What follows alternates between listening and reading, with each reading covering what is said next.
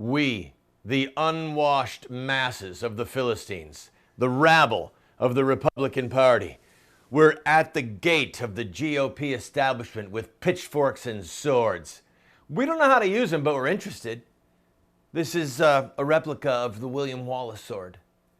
We're going to have fun today. If you're politically correct, you're really going to hate today's show. I'm Randall Terry. This is Voice of Resistance.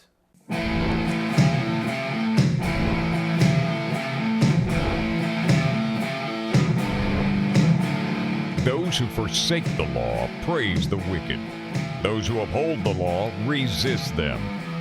Welcome to the Voice of Resistance. Here's your host, Randall Terry. Stay with me for this entire program, and you will learn more than you are learning if you, almost no matter what you're watching on television, because I'm going to bring to you some insights that come from one of the people who won't play by the rules. If you watched the debate, you saw that Donald Trump won. Every poll that came out over the weekend said, yes, he won. But here's what's more interesting.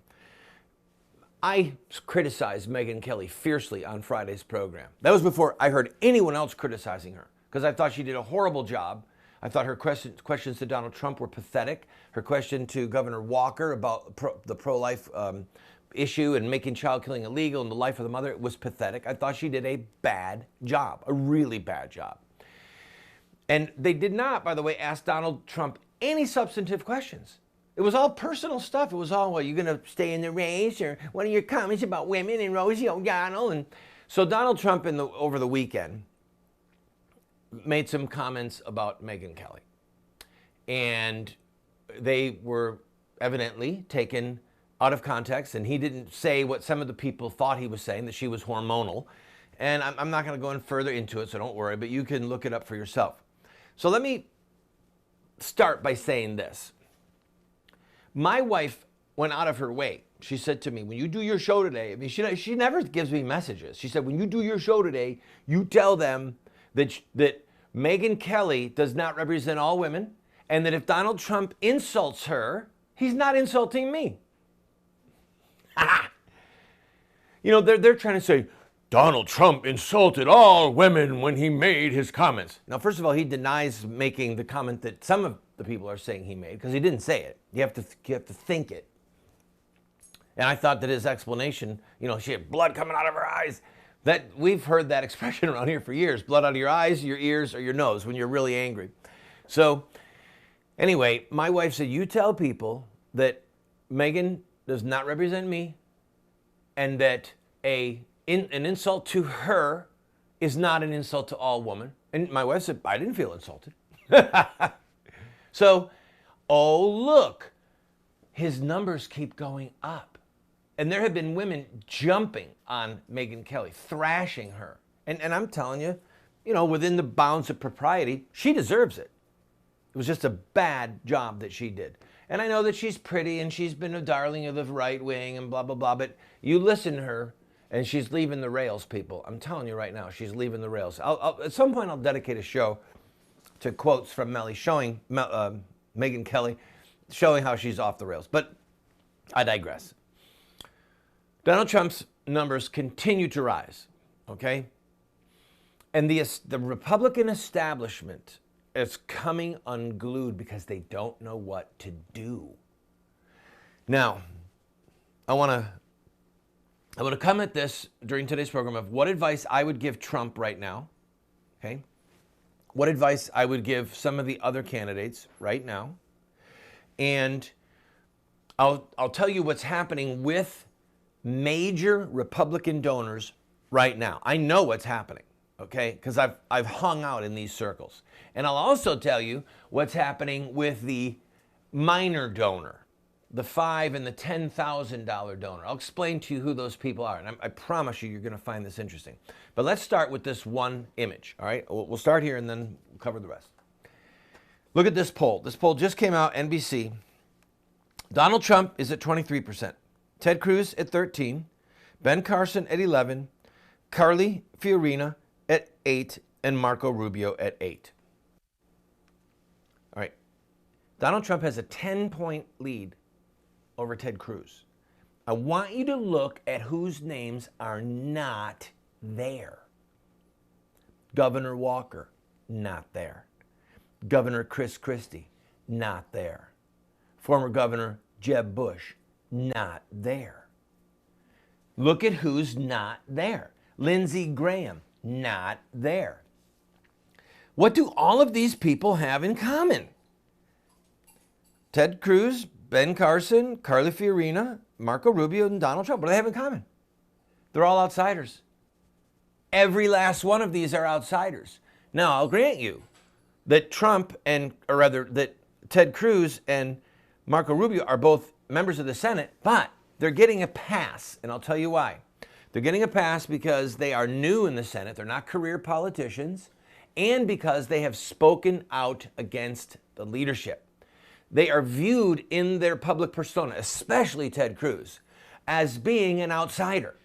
In other words, he's the first guy that crossed over the fence with his pitchfork, and he got into D.C. He represents what Donald Trump is saying at a presidential level, Ted Cruz represents at a Senate level. All of these people are outsiders.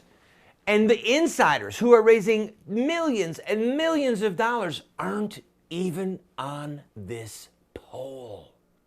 Do you get how significant that is? We are the rabble. We are the guys with the pitchforks. We are the people that have had it. And you know what? We don't care what he said that insulted John McCain. Maybe we care a little bit. We care for other POWs. We care for other servicemen, but not about John McCain. We don't care if he insulted Megyn Kelly. We don't care if he called other politicians stupid. I don't care if he calls them stupid, because they are stupid. Deep breaths. Regain my composure. Honey, would you please grab my pitchfork? I think I'm going to go towards the city gates and follow Ted Cruz and Marco Rubio and others on a little outing. Yeah, I'll be home tonight, I think.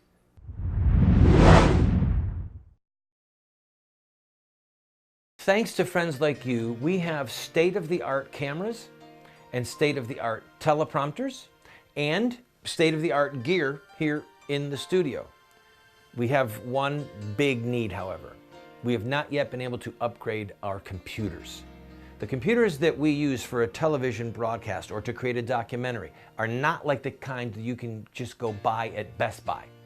They are expensive because it takes so much horsepower to create TV series and or documentaries.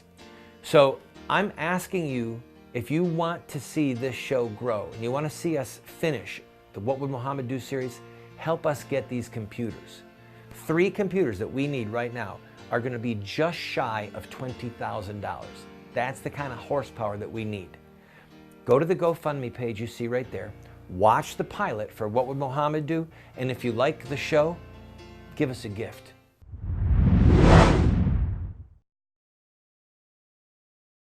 All right, in this segment, I'm going to talk with you about the little dollar donors and the big dollar donors and how they're wringing their hands, right? So stay with me. But before I go, I want to point out one other thing or two about this poll. All right, so Donald Trump is right now leading 23. The next closest man is Ted Cruz at 13. Ted Cruz shot up. Ted Cruz has shot past all governors in the race, former or current governors. Just blew by them all, right? Then what? We have Ben Carson at 11 and Rubio and Fiorina at 8 each. So again, they're all outsiders. And guess what they all have in common except for Carly? They are not criticizing Trump. And I think that Carly Fiorina made a big mistake over the weekend. And I think that she's going to back off. But she really did the, oh, poor me, I'm a woman and it's offensive to all women, the things that he said. Carly, don't do that. Do not go there. Don't, as a candidate, don't go there. Because if you're going to play that card this early on, then people are going to say she's not fit to be a United States president. If she's going to whine that she's being treated or criticized and it's somehow sexist, don't go there, all right? Let other people say it. If it's true, let other people say it, but you have to be above it. All right, so all of these people are outsiders.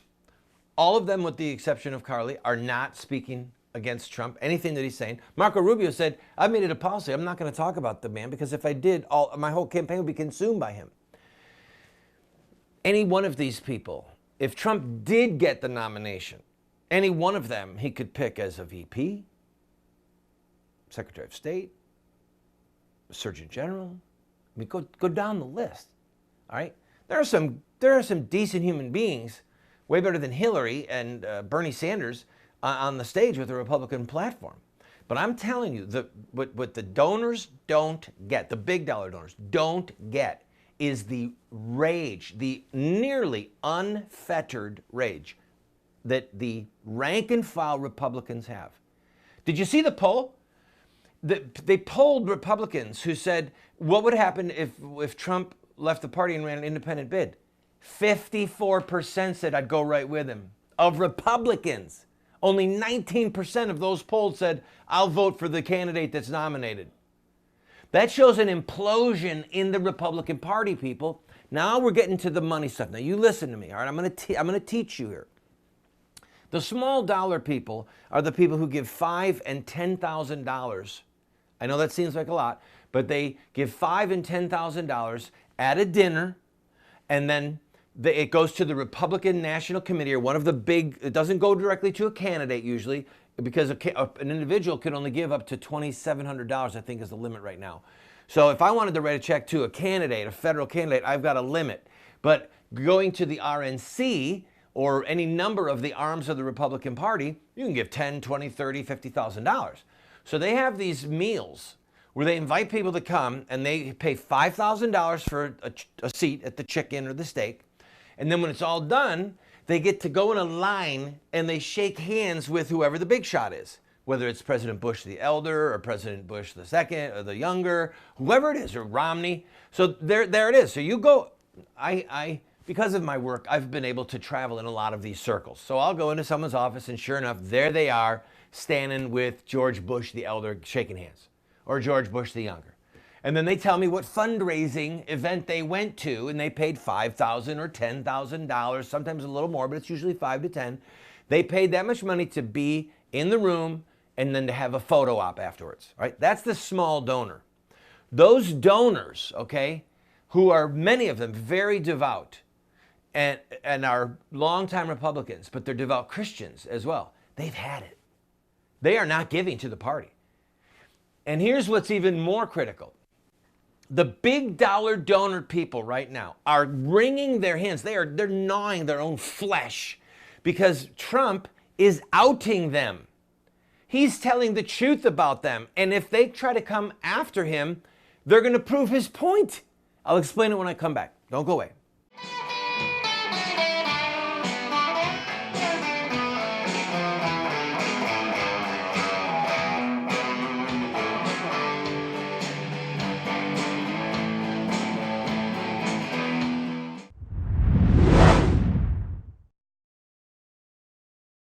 Christians must be involved in government, period. If Christians weren't involved in government, we would not have a United States of America. And there have been brilliant Christian minds over the centuries, such as John Locke, who is called the philosopher of American liberty. He was quoted by Clarence Thomas in his recent dissent on the homosexual marriage decision. If we don't understand John Locke, we don't understand the founding of America. I want to send you this book and my book, The Sword, subtitled The Blessing of Righteous Government and The Overthrow of Tyrants. I want to send you these two books for a gift of whatever you can afford. Pay the $8 shipping and handling, which does not cover our costs, and then give a gift of whatever size you want, and we'll send you these books. If you cannot afford anything but the $8, can't even afford that, write us a note, and we'll send them to you for free. I want you to have these books so that you can be better equipped to fight in the political arena. Come on, order them today.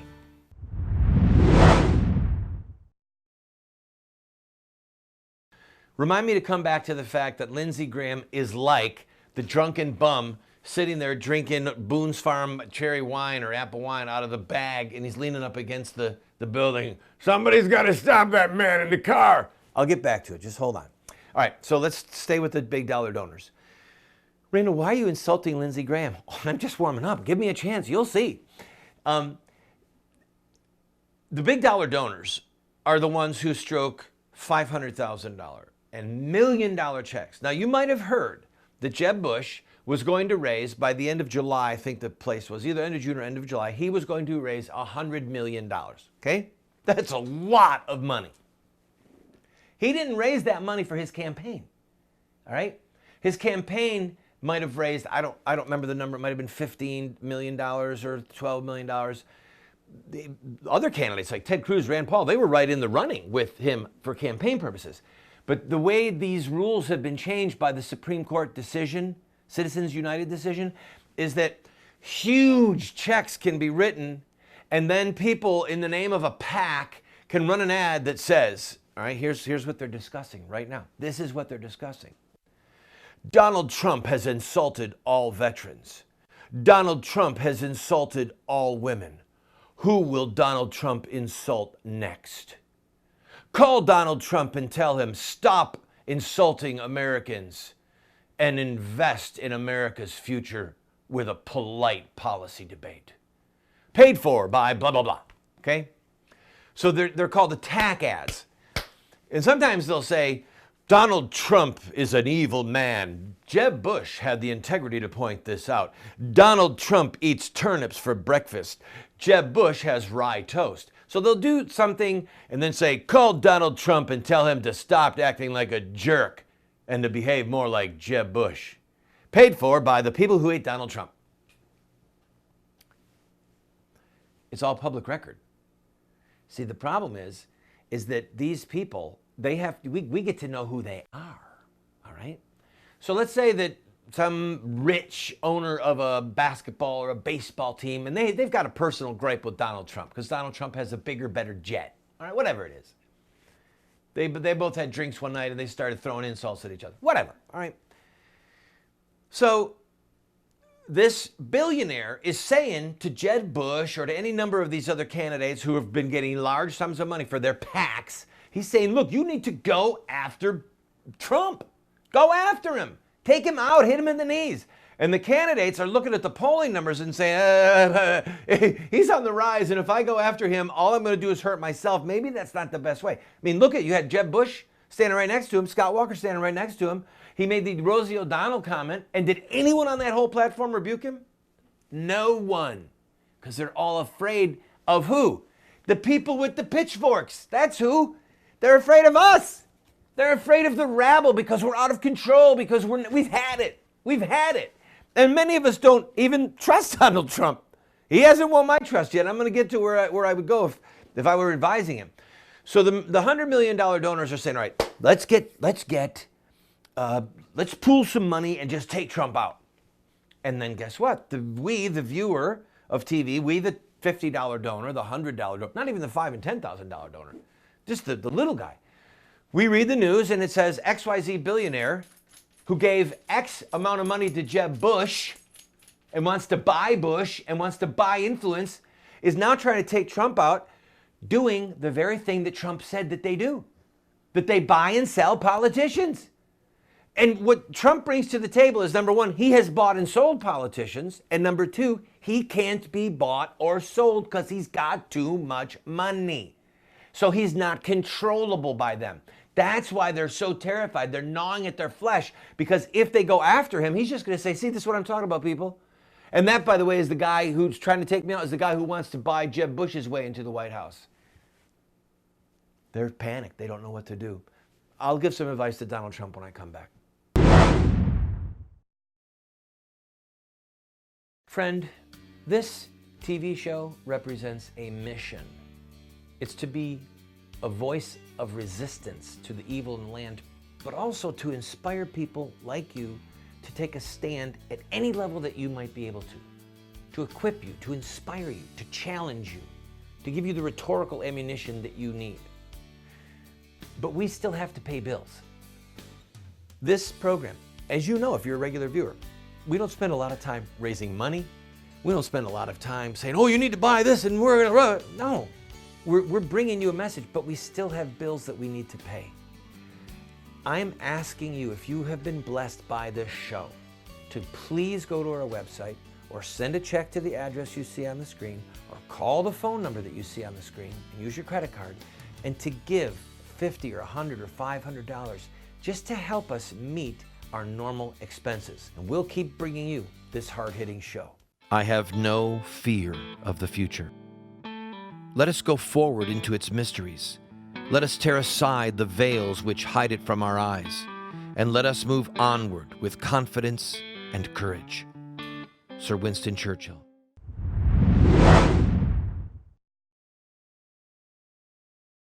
I had a dream last night that I was interviewing Donald Trump. We were walking somewhere, and I told Mr. Trump, here's my advice to him, by the way. Will you promise a litmus test for judges that you appoint to the Supreme Court and say to them, I want you to tell me to my face that you will vote to overturn Roe, yes or no? All right? And number two, will you use your bully pulpit to call for the impeachment of the judges who voted in the Obergefell case? Yes or no? The Obergefell case is the homosexual marriage case. So if Trump would do that, see, right now, here's what Trump has tapped into. Ready? He's tapped into the rage about immigration, tapped into the rage against the media. There's one last place he could tap that would give him another 10 points, in my opinion, or 12 points right out of the chute. Tap into the rage against the Supreme Court. Tap into that rage. And by the way, if it's not Donald Trump, if Ted Cruz would stop talking about a constitutional amendment, or Scott Walker about a constitutional amendment for marriage, or to say how we're going to have the judges on the Supreme Court have only so many years, or we get to vote them in or out, or a retention vote. Forget it. You've got a solution in the Constitution right now. It's the I word: impeach. Introduce articles of impeachment. The dissenting judges in the Obergefell case said that, in so many words, that Obergefell would lead to civil war. Okay? Read the dissents yourself, and you'll see. They've said in so many words, this is a coup. It's a coup of our government, and it's going to lead to civil war. So if Trump or anyone else wants to go like this, there's another taproot out there of rage. Prayer out of the schools, Supreme Court. Bible out of the schools, Supreme Court. Flood of pornography, Supreme Court. Birth control, Supreme Court. Child killing, Supreme Court. Forced busing, Supreme Court. The homosexual marriage, Supreme Court. These things that have been so... forced busing was turbulence for our culture. It was unjust. Forced busing was unjust. But beyond that, all these other things are immoral.